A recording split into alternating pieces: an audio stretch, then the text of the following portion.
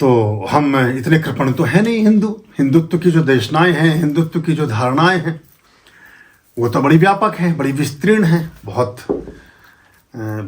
मतलब एक समुद्र की तरह है जिसमें सारी धाराएं जाकर गिरती हैं। और जैसा कि एक श्लोक आता है वेद में कि कृणवंतो विश्वमार्यम, पूरे संसार में को हम अपने दृष्टि और देशना के रूप में देखते हैं कि सारा वसुधैव कुटुंबकम की बात हम करते हैं। तो जब वसुधैव यानी पूरी वसुधा, पूरी धरती हमारा परिवार है, तो फिर परिवार का कोई एक सदस्य या सदस्यों का कुछ समूह या कुछ लाख और करोड़ों लोग अगर किसी पर्व को मना रहे हैं तो हम उसमें प्रसन्न हो, कोई ऐसी बात नहीं। हमें दूसरों की खुशी में खुश भी होना चाहिए और दूसरों के सुख में सुखी भी होना चाहिए। और सबसे बड़ी बात तो यह है कि आधार तो हम ही हैं इस कैलेंडर का भी। इसके बारे में मैंने आपको बहुत पहले बताया हुआ है कि कैसे ये 12 राशियां निश्चित हुई और कैसे उन्होंने नए वर्ष को और इसको जोड़ा, और किस तरह से ये, क्योंकि 10वीं और 11वीं राशियां होती हैं, कैप्रिकॉर्न और एक्वारियस, कुंभ और मकर, इनकी संधि काल को ही चुना। और ये हमारे बहुत सारे जो भी सफला एकादशी गई है और हमारे मकर संक्रांति, असल में तो ये मकर संक्रांति के साथ इसका बड़ा गहरा जुड़ाव था, उसको पूरे पश्चिम ने अडॉप्ट किया। तो हमें इस त्यौहार को मनाने में भी कोई समस्या नहीं है, हमें इस वर्ष को मनाने में भी कोई समस्या नहीं है। हम तो रोज ही नया वर्ष मनाएं। देखें शत शरदों की शोभा, 100 वर्ष की शोभा हम देखें। शत शरद कहते हैं वर्ष को। और देखें शत शरदों की शोभा, जिए सुखी 100 वर्ष। देखें शत शरदों की शोभा, जिए सुखी 100 वर्ष। और देखें नव कलरव में नव बसंत के हर्ष, मंगल में नव वर्ष।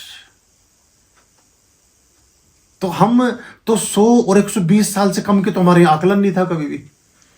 ये जो मेडिकल साइंस बाहर के देशों से आई, उसने आदमी के जीवन की गति को और उम्र की सीमा को बांधा। हमारे यहाँ तो जो कुंडली बनती है, अभी भी टेवा 120 साल का ही बनता है, अभी भी, आज भी। आप किसी भी ज्योतिषी, किसी आचार्य के पास जाएंगे, जब वो जन्म कुंडली बनाता है तो 120 साल की बनाएगा। आप कभी देखिए, पन्ना पलट के देखिए, आपके घर में रखिए, आपकी 120 साल की गणना उसने इसमें की हुई है, क्योंकि हम मिनिमम आयु इतनी ही मानते हैं। और भगवान श्री कृष्ण ने कहा भी था कि मेरे जो अनुज होंगे, मेरे जो ये वंशज होंगे, मेरी पुरोगामी जितने जन होंगे, उनको मैं इतनी आयु का वरदान देता हूं कि कम से कम 120 वर्ष तो वो जिएंगे ही। और इसके पीछे ये भी कारण था कि 10 पूर्ण अंक है, कम से कम जब 120 वर्ष जिएंगे तो हर 12 वर्ष में हम 10 कुंभ पूरे कर चुके होंगे। 9 कुंभ और 10वें कुंभ में पूर्णाहुति। तो 10 कुंभों में, यानी कि पहले 10 वर्ष में पहले बच्चे ने स्नान किया, आपने जब उसने यज्ञोपवीत किया, कर्ण छेदन किया, बाकी चीजों के संस्कार किए, फिर 20वें वर्ष में, फिर 30, ऐसे करके हम 120 वर्ष तक जब जिएंगे तो 12 की 12 राशियों में 12 के 12 वर्ष में होने वाले कुंभ में 10 बार स्नान कर चुके होंगे। तो लेकिन अब उम्र हमने अपनी कृत्रिमता से या आर्टिफिशियलनेस से या टेक्नोलॉजी और विज्ञान के ज्यादा प्रयोग से उम्र को कम भी किया। कुछ बढ़ी भी है उम्र, इससे कुछ कम भी हुई है।